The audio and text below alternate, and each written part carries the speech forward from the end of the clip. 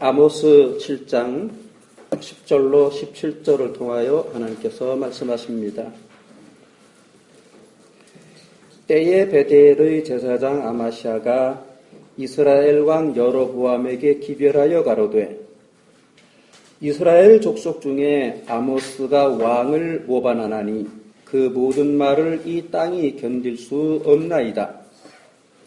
아모스가 말하기를 여로보암은 칼에 죽겠고 이스라엘은 정령 사로잡혀 그 땅에서 떠나겠다 하나이다 하고 아마샤가 또 아모스에게 이르되 선견자야 너는 유다 땅으로 도망하여 가서 거기서나 떡을 먹으며 거기서나 예언하고 다시는 베델에서 예언하지 말라. 이는 왕의 성소요 왕의 궁임이니라.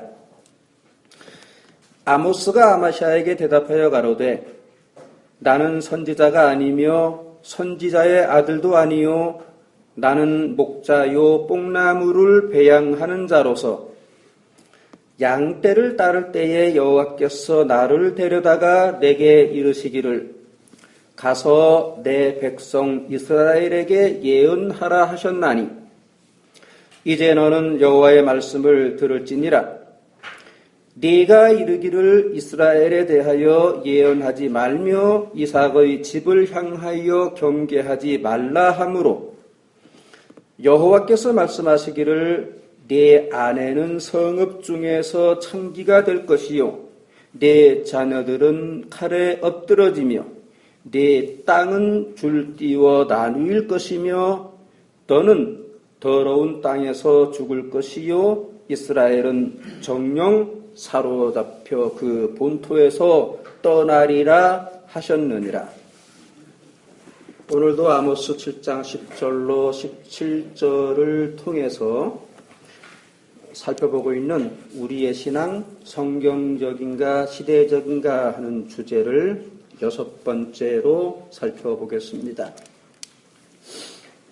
지난번에 자기네 교회 안에서 명백히 하나님의 말씀이 잘못 가르쳐지고 있을 경우 이에 대해 건설적인 비판과 대안을 제기하면서 시정을 요구하는 가운데 반드시 바로잡아 나가야만 한다고 했습니다. 가령 신약시대에는 있지도 않고 있을 수도 없고 있었어도 안 되는 성전 건축이라는 것을 하자면서 그것이 하나님의 영광을 드러내는 것이므로 성전 건축 헌금을 내라고 선동하듯이 설교하는 경우를 보십시다. 사실 이 이야기는 계속 반복되는 주제인데 그도 그럴 수밖에 없는 것은 이것이 한국 교회가 타락하고 있는 가장 주된 요인들 중의 하나이기 때문입니다. 그것은 단순히 옳지 않다 하는 정도의 문제가 아니라 명백히 복음을 변질시키는 행위라는 데 대해서는 새삼 설명이 필요 없을 정도로 당시 로마 가톨릭 교회에서 개혁되어 나오던 개혁교회가 신앙 고백으로서 확실하게 선언하였던 진리입니다. 또는 교회에서 목사가 자기가 무슨 왕이나 군대의 대장이라도 되는 듯이 이것저것 명령하고 지시하는 경우 이 역시 교회의 유일한 통치자이신 예수 그리스도님의 권위에 대한 찬탈 행위이므로 결코 용납될 수 없다는 것을 로마 가톨릭 교회의 계급 제도를 벗어버리던 개혁 교회로서는 교회 헌법에 조항으로 명백히 못 박아 놓은 것입니다. 교회로서의 의사결정은 오직 합법적으로 잘 구성된 회의, 곧 당회의 합법적 구성과 합법적 운영을 통해서 예수 그리스도의 왕적 통치권을 잘 살피고 확정하는 방식으로 되어지는 것이지, 목사 한 사람이 독단적으로 명령하고 지시하는 경우, 이것은 교황적 목사 혹은 제왕적 목사로서 사실상 현대 교회의 타락과 배도의 주범이라고 보아도 결코 과언이 아닙니다. 이렇게 교회의 생명력 구현 방식이 왜곡되고 교회의 작동 원리가 부패해져 있고 기타 등등의 여러 가지 현상들에 대해 성도로서는 의단이 문제를 제기하는 가운데 시정할 수 있도록 건설적인 비판을 제안할 수 있어야 하는 것입니다. 요즘은 기독교 신앙의 강령이 무엇인가를 정확하게 깨달을 수 있게끔 관련 정보들이 마치 산더미처럼 쌓여 있기 때문에 실로 몇 개의 키워드만 치면 컴퓨터 화면에서 한 자루씩 걷어 올릴 수 있는 시대입니다. 그러므로 자신이 일부러 어리석은 자가 되기를 자처하지 않는 한 복음의 방향성 및 교회의 건전성 확립에 별로 어려움이 없는 것입니다. 그러할 때에 자기네 교회가 다른 것도 아닌 성경의 객관적 진리를 명백히 거스르고 있는 문제가 있다면 당연히 그에 대한 개선과 시정을 위하여 장로회나 목사에게 건의하고 요구할 수 있어야만 하는 것입니다. 하지만 교회 당국이나 또는 목사가 이를 묵살하는 경우에는 어떻게 해야 한다고 했습니까? 더 이상 그곳에 머물러 있을 필요가 없다 하는 말입니다. 자기 기만성 불신자가 아니고서야 어떻게 그런 곳에 계속 머물러 있을 수 있겠습니까? 이것은 굳이 설명을 필요로 하지 않을 만큼 상식입니다. 혹여 그렇지 않고 계속 그 속에 남아있을 경우 그러한 교회 타락의 방관자이자 아니 교회 타락의 주범 노릇을 하는 것이고 자기의 영혼을 스스로 폐사시키는 것이라고 했습니다. 그러면 이런 현상이 왜 생기는가 할 때에 먼저는 어느 시대이든지 교계에는 싹군 직업 목사들이 있기 마련인데 종말이 가까워 올수록 사탄이 그네들을 더욱 왕성하게 사용하기 때문이라고 했습니다. 즉 어쩌다가 한두 개, 어쩌다가 두서너 개의 모습으로 나타나는 것이 아니라 교회 전반의 대체적인 현상이 되어서 아예 제도권을 형성하고 있는 것입니다. 자기의 배를 위해서, 즉 자신의 먹고 사는 직업 차원에서 목사의 직분을 차지한 자들은 교회의 주된 성향과 활동을 규모의 확장 및 조직력 강화에 집중하게 되는데 이것은 그네들의 정체를 보여주는 것이라고 했습니다. 그네들의 이러한 모습은 교회의 본말을 전도시키는 것이므로 뒤집어 버리는 것이므로 문제가 여간 심각한 것이 아닙니다. 즉 중요한 것과 중요하지 않은 것이 뒤바뀌게 되고 한 걸음 더 나아가 엉뚱한 것들을 앞세우게 되기 때문입니다.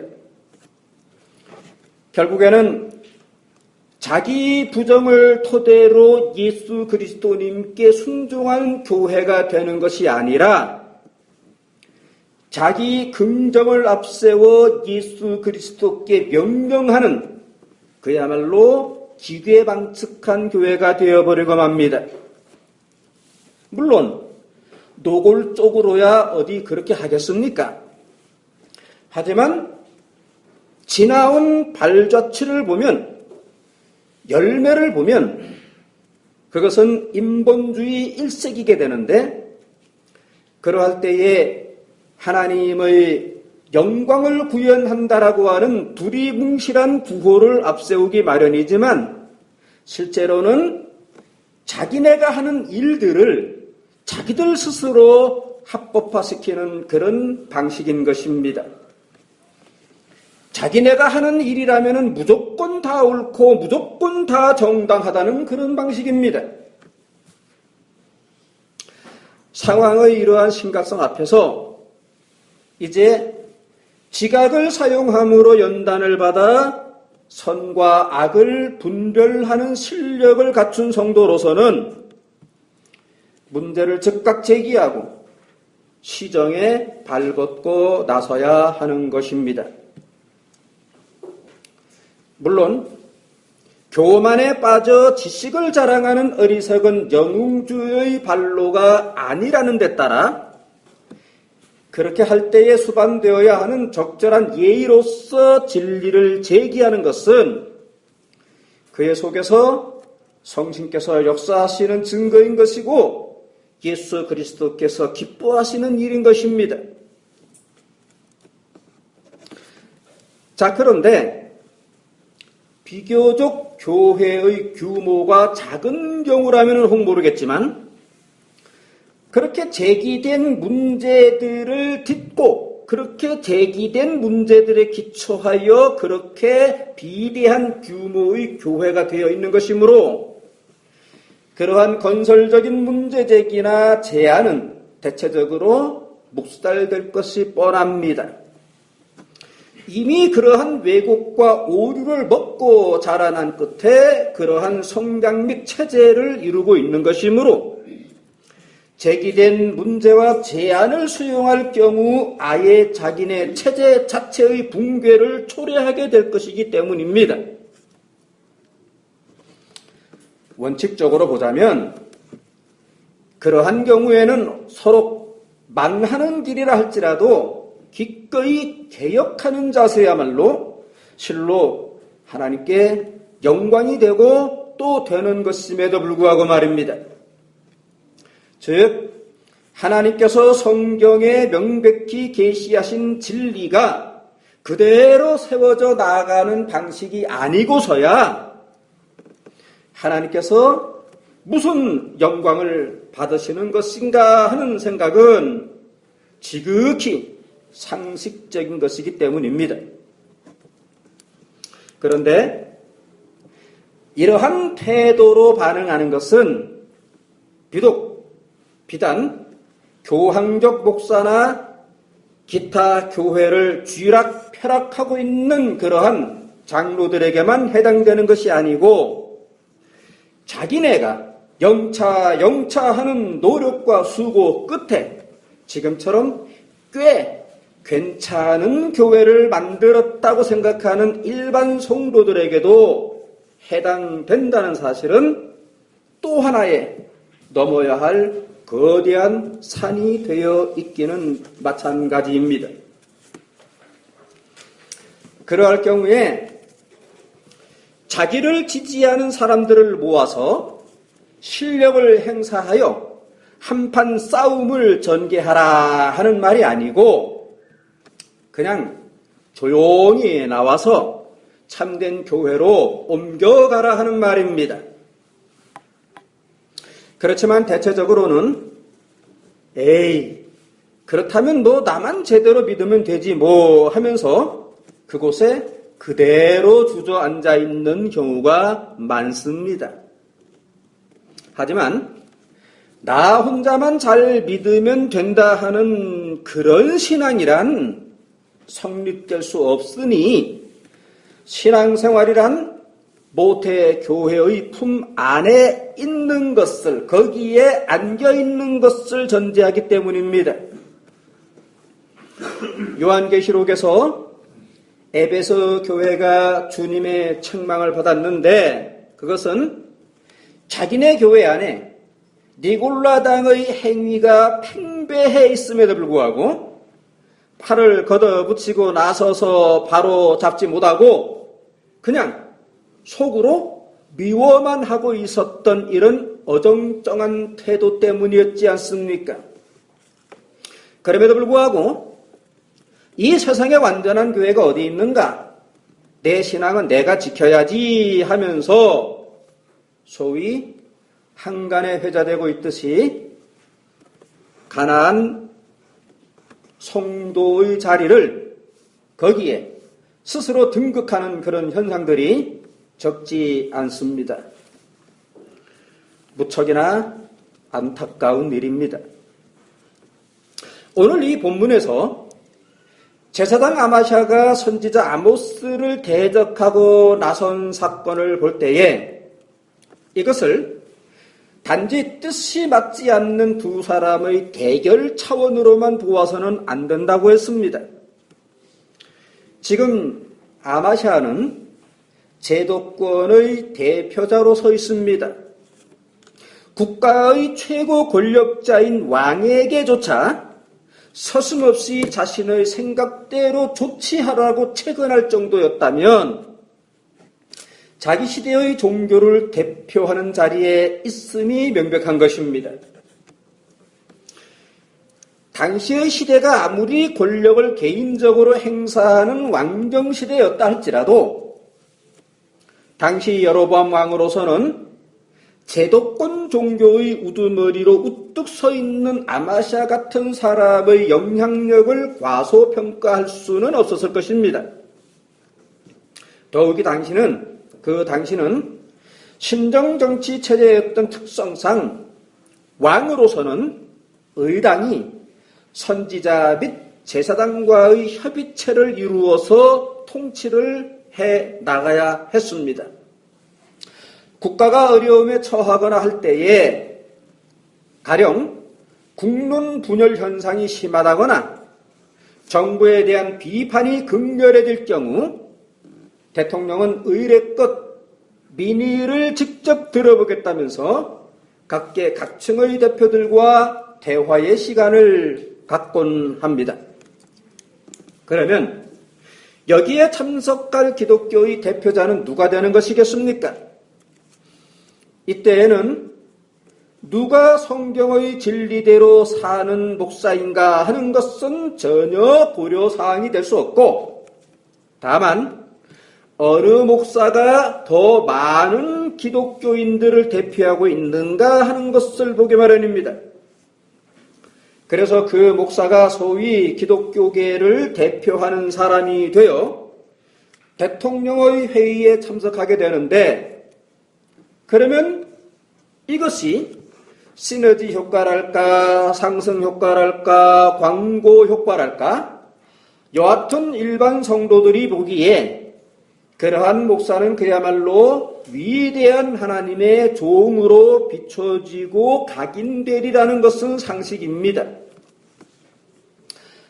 대통령까지 들먹거림 때문에 좀 거창한 예를 든 것 같지만 그보다 작거나 낮은 영역에서도 동일한 원리와 현상은 일어나는 것입니다. 지금 아마샤는 이런 토대 위에서 이런 토대에 따른 헤게모니를 쥐고 있는 종교 지도자인 것입니다. 즉 오늘날에도 진리가 아닌 권력과 금력 및 인력 같은 힘을 정의로 삼아 자신의 활동을 성경 진리로 둔갑시키는 불안당 같은 목사들의 전형이 되어 지금 아마샤는 훗날 뭇사람들로부터 정의의 선지자라는 평판을 받기에 전혀 부족함이 없는 진리의 선지자 아모스를 핍박하고 나서는 그런 기이한 현상이 전개되고 있는 것입니다. 그런데 이러한 아마샤도 사실은 역사의 후손이었습니다. 즉 그 역시 이미 자기의 길을 앞서서 걸었던 선진의 후예였는데 그 선진의 이름은 시드기야였습니다. 그러니까 여기 아모스와 아마샤의 대결 구도는 그 앞선 시대에, 즉 아합 왕의 시대에 미가야와 시드기야의 대결 구도가 되어 이미 나타났던 이 일이 또다시 재현된 형식이었습니다. 이때의 왕은 저 불신앙의 대명사로 유명한 아합 왕이었습니다. 당시 북북 이스라엘의 왕 아합은 남국 유다의 왕 여호사밧과 사돈지간이었으므로 공동으로 연합군을 형성하여 아람을 공격하기로 하였습니다. 이때 자신들의 성공 여부가 궁금하여 선지자들의 견해를 듣고자 했습니다. 그런데 무려 400명이나 되는 선지자들이 이구동성으로 아합이 승리할 것이라면서 부추겨 주었습니다. 그러니 아합 왕으로서는 얼마나 신나는 일이었고 얼마나 고무되었겠습니까? 자, 그런데 단 한 사람 미가야 선지자가 앞으로 나서면서 반대 의견을 냈던 것입니다. 선지자 미가야는 이 전쟁이 하나님 나라 건설과는 상관없는 무의미하고도 무모한 전쟁이라면서 더욱이 당시 아합 왕이 우상 숭배에 적극적으로 빠져 있었던 사실을 들어 전쟁에 나설 경우 패배할 것이라면서 만류하였던 것입니다. 하지만 당시 아합의 심정을 누구보다도 잘 파악하고 있던 궁중의 400명의 선지자들 중에서 총회장인 시드기야가 대표로 나서서 미가야를 막아서면서 계속 아합의 승리를 부추겨 주었습니다. 이렇게 해서 여기서는 두 선지자가 대결하게 된 것입니다. 결론적으로 미가야 선지자는 바른 말을 하였다는 것이 죄가 되어 감옥에 갇히고 말았습니다. 싹군 목사들의 총회장인 시드기야는 자신이 옳다면서 왕들과 많은 선지자들이 보는 앞에서 미가야를 폭행하기까지 했습니다. 즉 거기에 보면 그나아나의 아들 시드기야가 가까이 와서 미가야의 뺨을 치며 이르되 여호와의 영이 나를 떠나 어디로 말미암아 가서 네게 말씀하더냐라고 한 바대로입니다. 이렇게 소슴없는 폭행까지 자행했습니다. 이것은 당시 시드기야의 권세와 교만이 하늘을 찌를 듯이 치솟았다는 것을 보여줍니다. 더욱 기가 막히는 것은 여호와의 영, 즉 성령을 빙자하였기 때문입니다.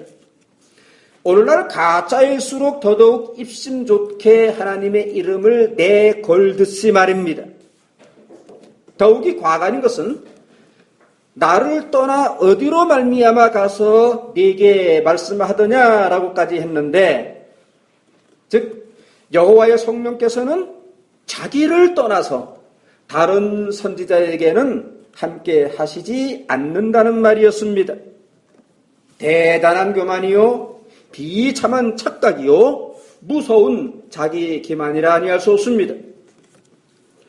시드기야는 자기로서는 실컷 애써서 아합 왕의 비위를 맞추어 알랑거리고 있는 중인데 그래서 한창 분위기가 무르익고 있는 판에 미가야가 불쑥 나서서 방해를 놓았으니 그야말로 자기의 일에 초치는 격으로 받아들인 겁니다. 하지만 미가야로서는 그렇게 할 경우에 왕으로부터 보복을 자초하게 될 것이라는 사실을 뻔히 알면서도 하나님의 말씀을 담대히 선포하였습니다. 하지만 시드기야로서는 청와대 담당 목사라고 하는 높은 자리를 계속 유지하고 보존하기 위하여 그래서 순전히 왕의 환심을 사고 왕에게 잘 보이는 데에만 집중하였던 것입니다.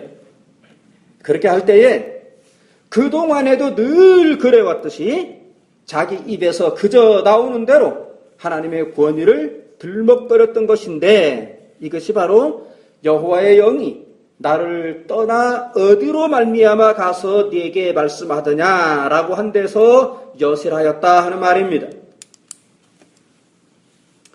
상황이 이렇게 되었을 때 이제 드디어 왕까지 나서서 미가야를 감옥에 쳐놓고 고생의 떡과 고생의 물을 먹이라고 명령했으니 시드기야로서는 얼마나 자기가 대단한 주의 종이고 또 자기의 뜻대로 일이 잘 된다고 생각하여 우쭐하고 뽐내는 기세가 등등하였겠고 그렇게 의기양양했겠습니까? 하지만 결과는 비참했습니다. 아합 왕은 자신의 욕망을 부추겨주는 말만을 듣기를 소원했던 대가를 치르게 되어 하나님의 심판을 받아 전쟁터에서 비참하게 죽고야 말았습니다.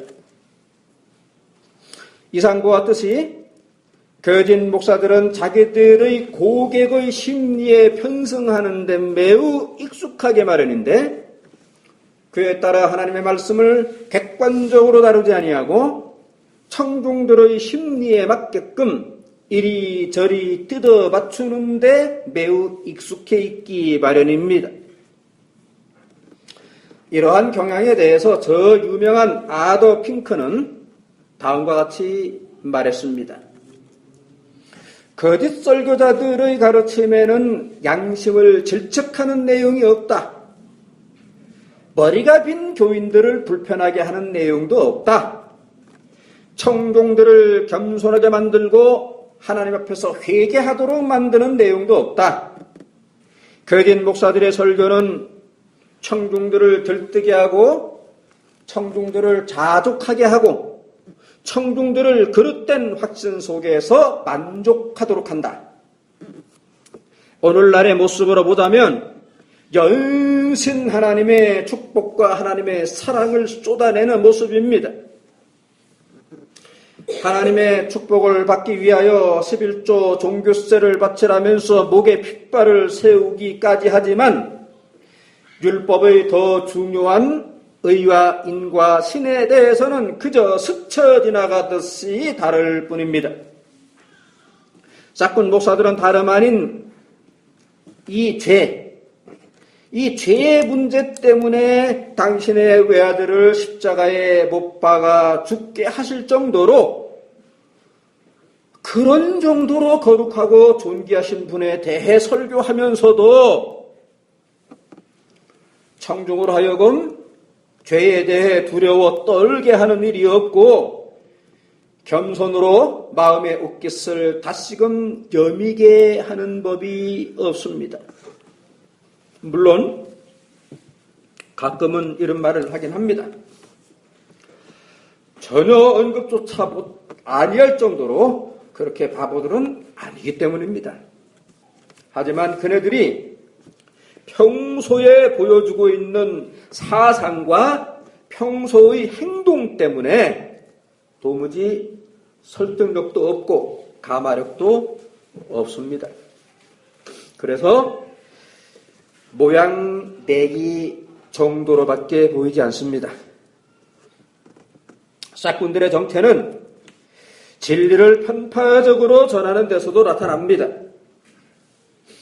실로 거짓 목사들의 말씀 선포는 매우 편파적이고 진리의 총체에 이르지 못한 채 매번 허공에 주먹을 날리는 격입니다. 청중들에게 아부하는 말만을 하고 하나님의 성결하심과 하나님의 진노를 비롯한 기타 성경의 다른 중요한 진리들을 말하지 않습니다. 바로 여기가 위험이 도사리고 있는 방점입니다. 거짓 설교자는 잘못된 것에 대해서 분명하고 구체적으로 말하지 않습니다. 또한 분명히 옳고 참된 것들에 대해서도 여전히 말하지 아니하고 그냥 지나칩니다. 그에 따라 입만 열면 하나님의 축복이고 하나님의 치유이고 하나님의 은사이고 하나님의 영광입니다. 이것이 아니고는 도무지 다른 것을 말할 내용이란 아예 없는 사람들처럼 보입니다.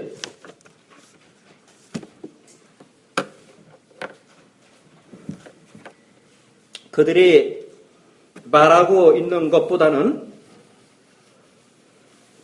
그들이 정작 무엇을 말하지 않는가를 볼 수 있어야 합니다. 그리고 사실 그네들의 그러한 주장들이란 얼마나 공허한 허상에 불과합니까? 그네들이 주장하는 소위 하나님의 영광 운운하는 내용들이란 사실상 얼마나 철두철미 인본주의 일색입니까? 잠깐만 좀 멈추어 서서 한 번만 좀 멈추어 서서 조금만 더 깊이 생각해 보면 이러한 가르침이 얼마나 허망한 것인가를 뜬히 구별할 수 있는 것이지만 청중으로서는 그런 식으로 선동을 하면 휩쓸리기 마련이므로 줏대 없이 딸려 들어가게 되는 겁니다. 사실 헛된 가르침이 있는 곳에는 상대적으로 그러한 헛된 가르침을 사모하는 청중들도 역시 있기 마련입니다. 더욱이 여기에 슬쩍 청교도 운동을 들먹거리는 경건주의를 끼워 넣거나 웃고 울리는 기교로서 종교 감정을 자극하거나 오순절주의를 흉내내는 성령 충만을 부추기는 식이게 되면 가뜩이나 종교성에 부추겨져 있는 청중으로서는 그대로 환각 상태로 떨어져 버리기 마련인 것입니다.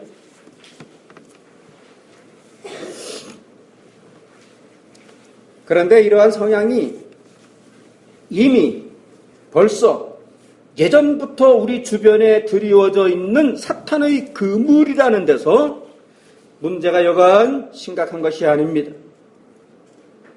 이 사탄의 그물의 대표적인 모습은 기독교 신앙의 경험의 현장인 교회론에 대한 이론과 실천 양면에서 전개되고 있는 투성이의 오류입니다. 사실이 그렇다는 데 대해서는 지금 이미 사방에 서 있는 교회들의 모습 그 자체가 움직일 수 없는 증거가 되어서 우리 앞에 적나라하게 드러나 있습니다. 한국형 기독교로 변질되어 버린 데 따른 성전 건물 중심의 교회주의들의 문제는 차치하고 이제는 제법 그리 드물지 않게 들을 수 있는 교회 개혁이라는 주장들조차도 실제로는 무늬만의 모습이 되어서 새로운 형태의 모순이 되어 있기 때문입니다. 가뜩이나 상황이 나쁜데 또 하나의 속임수가 가세된 그런 격입니다. 구체적인 실례를 하나 들어보겠습니다. 가령 어떤 교회가 자기네가 칼빈주의라는 것을 공공연히 주장합니다. 개혁교회의 탄생에 있어서 칼빈이 끼친 사상과 영향이 워낙 압도적이었던 사실 때문에 자기네는 역사 속에서 개혁된 정통 개혁교회를 기승하는 교회라고 그렇게 내세우는 때문입니다. 여기서 이 주의라는 것은 어떤 체계화된 이론이나 학설을 받들어 나가는 것을 가리킵니다. 그러므로 그 앞에 칼빈이라는 이름을 사용했다면 이는 종교개혁기에 하나님께서 칼빈이라는 사람을 통해서 밝히 드러내신 성경에 대한 정통 해석과 그 해석에 의거한 교회의 구현을 받들어 나간다는 주장이 되게 되는 겁니다. 그러면 한번 구체적으로 보십시다. 존 칼빈 목사님이 자기가 목회하는 동안 어느 때에 그렇게 성전 아닌 신전을 짓는 데 신앙의 총력을 기울였습니까? 칼빈은 제네바에서 쫓겨나서 스트라스부르크로 옮겨갔을 때에는 그곳의 어느 한 학교의 허름한 건물을 빌려서 프랑스 난민들을 위한 예배와 교제 장소로 사용했던 것이고, 제네바로 복귀하여 죽을 때까지 목회하던 기간에도 지극히 작은 건물 하나조차도 교회의 일이라면서 짓지를 않았습니다. 로마 가톨릭 교회가 기왕에 존재하던 성당을 버린 그것을 활용하여 예배를 드렸을 뿐이고, 그러할 때에 기왕에 높이 세워져 있던 종탑이 어느 날 벼락에 맞아 반으로 부러져 버렸을 때에도 그것은 교회의 본질과는 상관없는 문제였으므로 굳이 새롭게 수리할 필요가 없다고 보아 흉측한 모습 그대로 방치할 정도였던 것입니다. 그리고 칼빈이 어느 한순간이라도 기독교 신앙에 대한 세금으로 11조 헌금을 하라고 가르쳤습니까? 칼빈이 어느 한순간이라도 거창한 성가대를 조직하여 예배를 드렸습니까? 칼빈이 어느 한순간이라도 당회장이라고 하는 우습지도 않은 편말을 내건 사무실을 떡 차지하고 앉아서 업무를 보았습니까? 칼빈이 어느 때에 당시 자신의 위치가 막중하다는 사실을 들어 동료 목사들에게 요즘 당회장 목사들이 부목사들에게 그러하듯이 그렇게 명령하고 지시하고 분부하면서 부하처럼 부렸던가 말입니다. 이렇게 겉으로는 칼빈주의라고 주장하지만 내면으로는 여전히 한국형 기독교라고 하는 신흥 종교에 불과한 경우들이 많다는 데 대해서는 혹 억지로 일부러 외면하는 것이라면 모를까 감히 반박할 사람은 없을 것입니다. 오늘날도 사탄은 먹이를 찾아 표하는 사자처럼 호시탐탐 노리며 온갖 함정들을 파놓고 있습니다. 사도 베드로는 사탄이 우리를 먹잇감 삼으려고 얼마나 무섭게 엿보고 있는가에 대해서 이렇게 경고합니다. 근신하라 깨어라. 너희 대적 마귀가 우는 사자같이 두루다니며 삼킬 자를 찾는도다. 여기서 대적자 마귀가 사용하는 수단이라는 것은 뻔할 것인데 바로 거짓 진리를 참된 것으로 믿게끔 간교한 속임수를 쓰는 것을 가리킵니다. 오늘날 사탄의 이 속임수는 교회로 하여금 이제 교회들로 하여금 자기의 정체성을 망각하게 하는 데서 그 주된 성격이 나타납니다. 그리고 이 함정, 이 그물에 잡히게 되면 그러한 교회는 자기의 정체성 확립과 자기의 유지를 외적 체제 구축에 두게 됩니다.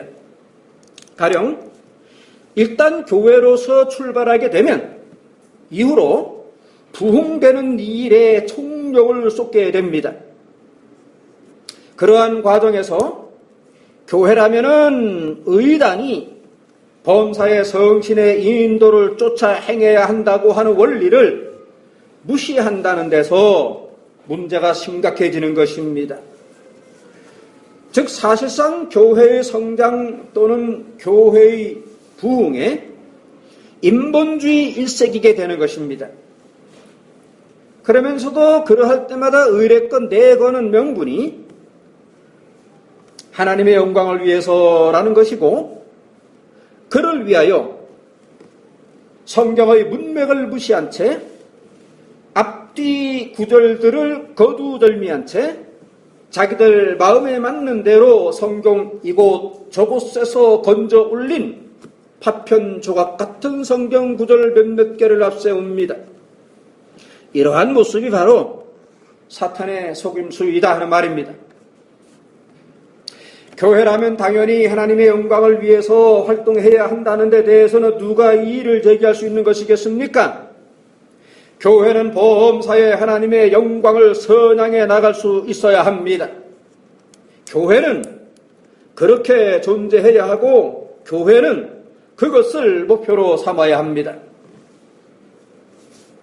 그런데 그러면 과연 무엇이 하나님의 영광이냐 하는 문제 앞에서 대체적으로 사고방식이 허술하여 스스로 함정에 빠져버리기 때문에 사실은 문제만 크게 일으키게 된다는 것을 유념해야 합니다.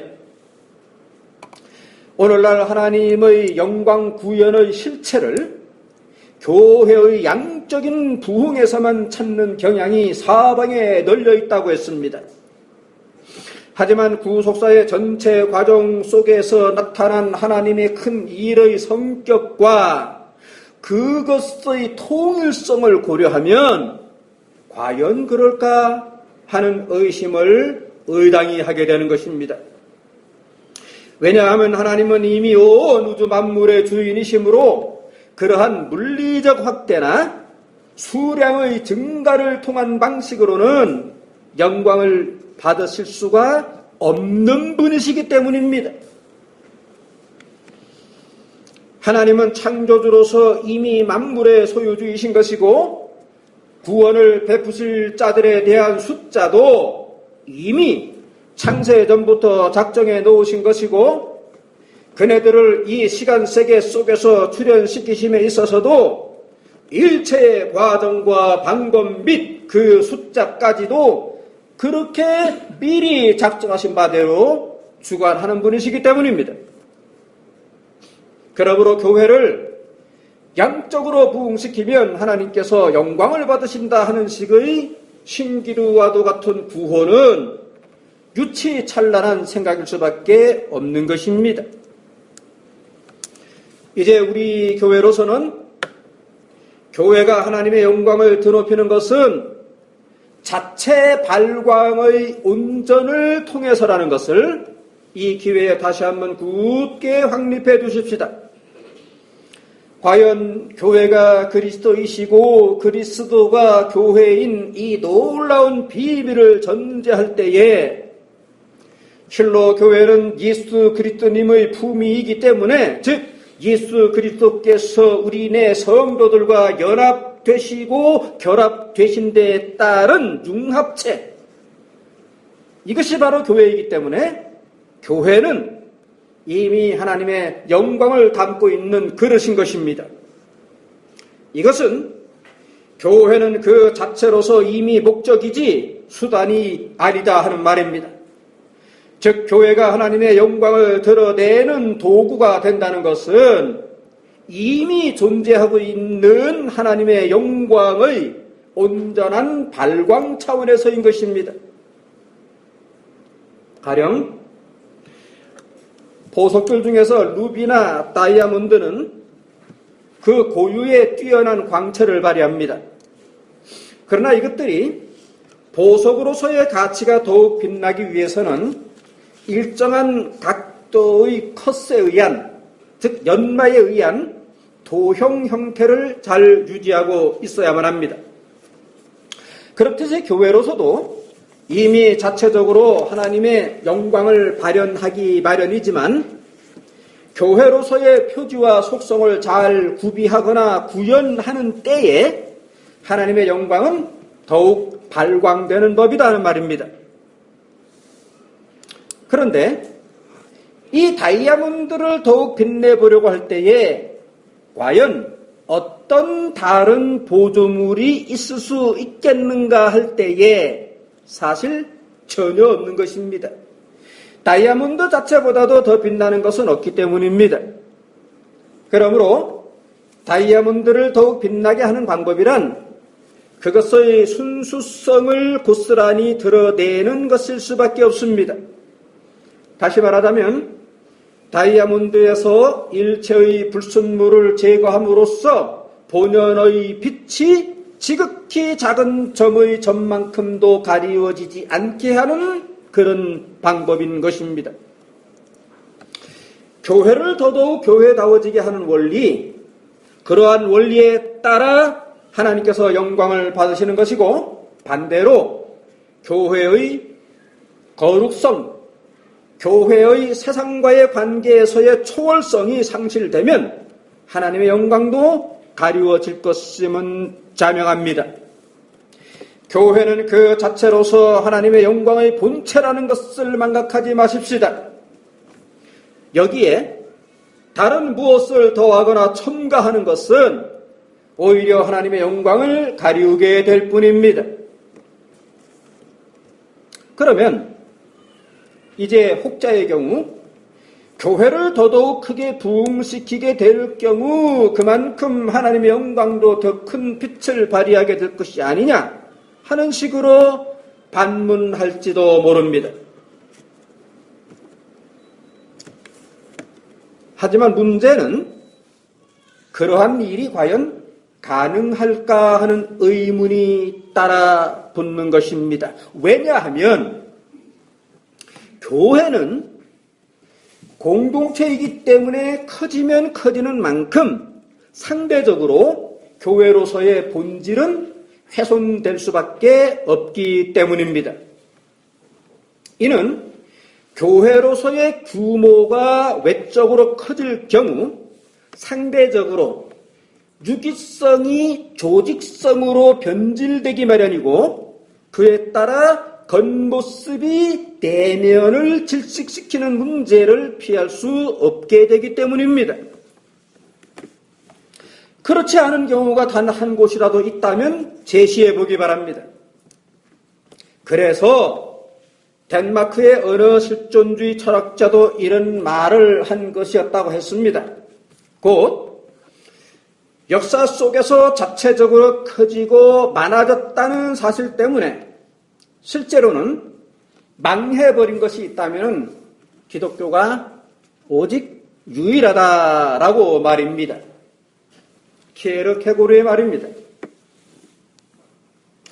교회의 규모가 어느 정도여야 하느냐 하는 데 대해서는 성경이 제시하는 원리를 잘 살펴보면 정확한 대답을 얻을 수 있습니다.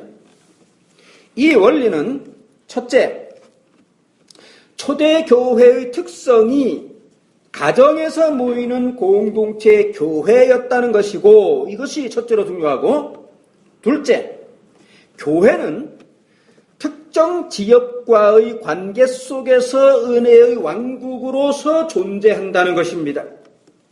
이것이 무슨 말인가 하면 마치 각 나라마다 행정구역을 편성하여 그러한 구역을 최소 단위로 잡아 살림을 해나가는 것과도 같은 원리입니다. 그러므로 최소의 행정구역 단위로 하나의 유형교회가 서 나가는 모습이라면 아주 바람직할 것입니다. 여기서 중요한 핵심이 뭐냐 하면 스스로를 제한하여 다른 지역을 침범하지 않는 원리입니다. 선교사를 파송한다는 말과는 다른 원리입니다.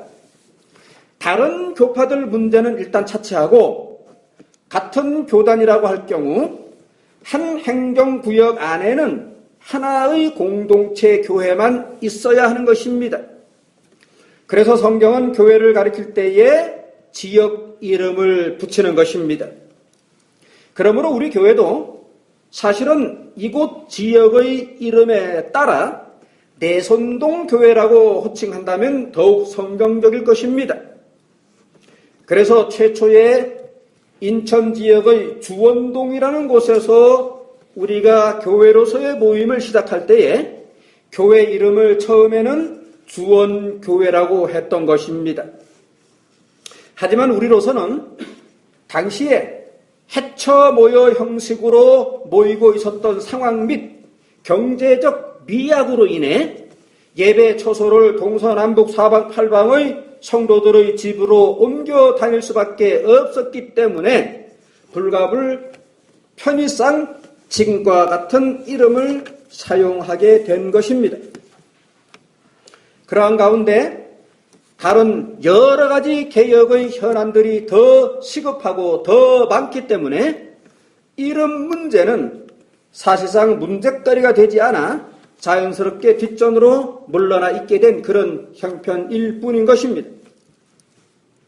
그러므로 교회의 크기 문제와 관련하여 고려되어야 할 것은 이것입니다. 즉 다른 지역을 침범하지 않는 원리입니다. 한 지역의 하나의 교회라고 하는 원칙이 지켜져야 하는 것입니다. 로마 가톨릭 교회의 경우에는 이 원리를 아직도 그대로 고수하고 있는 것은 우리 쪽 진영으로서는 마땅히 배우고 본받아야 할 모습입니다.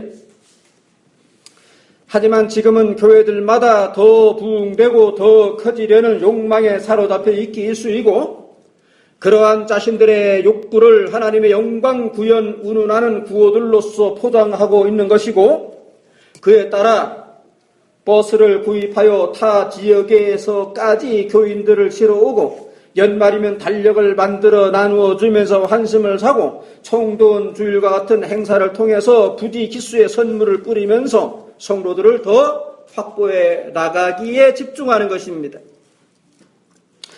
이런 식으로 제도권 교회는 사람을 많이 모으는데 전력을 쏟고 그렇게 해서 사람이 많다는 핑계로 성전하는 신전을 크게 짓고 그렇게 지어놨으니 이제는 다시 그 속에 사람들을 채우는 데 집중하는 등의 일을 되풀이하고 있는 겁니다. 이러한 모습은 교회의 본질을 교회의 표지에서 찾는 종교개혁의 위대한 원리를 저버린 것입니다.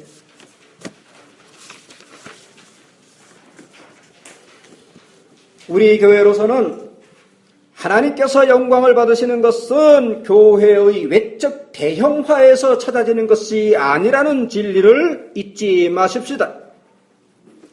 하나님의 말씀이 사람들의 불순종으로 인해서 막히는 일이 없이 하나님의 말씀에 순종하는 그 정도가 풍성해지고 깊어지는 데서 하나님께서 영광을 받으시는 것입니다. 하나님의 나라가 능력을 나타내는 모습이란 교회의 외형이 비대해지는 데 있는 것이 아니고 예수 그리스도님께서 성취하신 구속의 효력이 나타나는 것, 즉 사람에게서 죄의 왕노로 타는 권세가 벗겨지고 은혜의 왕노로 타는 권세가 활발해지는 데 있다는 것을 유념하십시다. 하나님께서 어느 한 생명에게 구원의 은혜를 베푸시고 그를 교회의 거룩한 지체가 되게 하신 이유는 그러하여금 하나님의 자녀다운 품성으로서 살아가게 하심이라는 사실은 너무도 명백합니다. 즉 예수 그리스도께서 자신을 십자가에 내어주심으로써 죄의 세력을 멸하신 효력이 성도에게서 나타나는 그런 방식을 떠나서 다른 무엇으로서 하나님의 영광을 드높일 수 있는 것이겠습니까? 실로 구세주께서는 자신의 생명을 대가로 지불하시는 것을 통하여 당신의 몸된 교회를 이 세상 속에 세우셨고 이 교회로 하여금 당신의 무궁한 생명의 능력을 힘입어 살아가게 하심으로써 음부의 권세가 허리만큼의 힘으로도 미치지 못하도록 해주신 것입니다. 그것은 하나님께 우리가 자신의 육체를 의의 병기로 드리는 삶을 살아가는 것을 가르침에 다름이 아닌 것입니다. 실로 교회의 영광은 하나님께 순종하는 삶을 산다는 데서 찾아져야 합니다. 교회의 생명력의 특징 및 교회의 존재의 의의가 이것입니다. 그러므로 교회의 외적 조직이나 규모를 확장시켜 나가는 데서 하나님의 영광 운운하는 모습들이란 복음의 핵심을 놓친 것이라고 볼 수밖에 없습니다. 사실이 이렇다는 것을 고려하면 오늘날 사탄의 간교한 책략이 얼마나 큰 위력으로서 현대 교회를 유린하고 있는가를 깨닫게 됩니다. 목사가 마귀에게 붙잡혀서 마귀의 일에 쓰임바가 될 때에 무엇보다도 그에게서의 진리 체계란 뒤죽박죽이 되기 마련인데, 그러한 모습의 좀 더 구체적인 현상이 바로 교회관에 대한 몰이해인 것이고, 그럼에도 불구하고 목사라고 나서서 이렇게 저렇게 행하게 되니 자연히 잘못된 교회 구현 및 잘못된 교회 경영으로 시달리게 되는 것입니다. 그리고 그러한 배후에는 성신의 인도라는 것은 있을 수 없는 것이고, 다만 인본주의, 종교성만이 팽배할 뿐인 것입니다. 옛적부터 우리는 교회를 구성하는 분자로서 12가정이면 교회의 구성이 가능하다는 생각이었고, 따라서 12가정의 배수를 넘기지 않고 분할하리라고 생각해 나온 것은 앞서 언급하였듯이 성경에서의 두 가지 원리를 고려한 때문입니다. 더 적으면 곤란하리라는 데 대해서는 이미 경험적으로 체득하고 있는 중이로되, 동시에 이만한 숫자로서도 얼마든지 교회로서 서 나갈 수 있다는 것도 역시 경험하고 있는 것입니다. 예수 그리스도께 반쪽이 아니라 전적으로 헌신되었을 경우에, 예수 그리스도께 전적으로 헌신되었다면 그러한 12가정의 영적 능력은 결코 작은 것이 아닙니다. 결국 최소한 12가정은 되어야 조직교회로서의 면모 갖추기가 가능하겠다고 보지만, 동시에 배수인 24가정을 넘지는 않으려는 것입니다. 24가정이면 혼자 있는 지체들까지 포함할 경우 그 구성원이 거의 100여 명에 이를 수 있습니다. 결국 이러한 생각은 우리의 시대에 맞는 그 시대적 필요성에 따라 우리가 교회의 개혁을 부르짖고 부르짖는 바대로 모범을 보여야 하는 당위 또는 사명과 관련하여 교회로서의 외적인 규모의 적정성 문제에 있어서도 선례가 되어보자 하는 데 따른 것이고, 따라서 우리로서는 24가정이 넘어가는 일이 없도록 여하튼 간에 적절한 기회를 살려서 분할하려는 것입니다. 이것이 성경적으로 똑 떨어지는 절대적 기준이나 방식이라는 그런 주장은 아닙니다. 다만 우리 교회의 입장에서, 즉 우리 교회로서는 이것이 성경의 사상과 정신을 살리는 자세이지 않겠는가 하는 입장이다 하는 말입니다. 하지만 사실 이와 같은 정신마저도 어쩌면 요원한 꿈으로 끝날지도 모릅니다. 제 아무리 자기 희생적인 계획이라 할지라도 그마저도 성신께서 선히 인도해 주시는 데 따라 가능한 것이고, 또한 의미도 비로소 있는 것이기 때문입니다. 그리고 사실 지금처럼 12가정에 이르는 데에도 10여 년의 세월을 필요로 했으니, 아니 그만한 세월 안에 지금 이렇게 되었으니 앞으로도 최소한 같은 세월이 흐르는 동안에 한 번쯤은 교회적 생명 분할을 하는 때가 오지는 않겠나 하는 기대를 해보는 것입니다. 교회의 적정 규모에 관한 원리 및 모범적인 사례가 이 시대의 남은 자들을 위한 격려를 위하여 공적으로 제시될 필요성이 절절하고 또 우리의 실제 열망도 강렬한 까닭에 이렇게 다소 기계적인 수치 대입을 통해서나마 우리로서는 이것을 적정한 기준으로서 생각을 해보는 겁니다.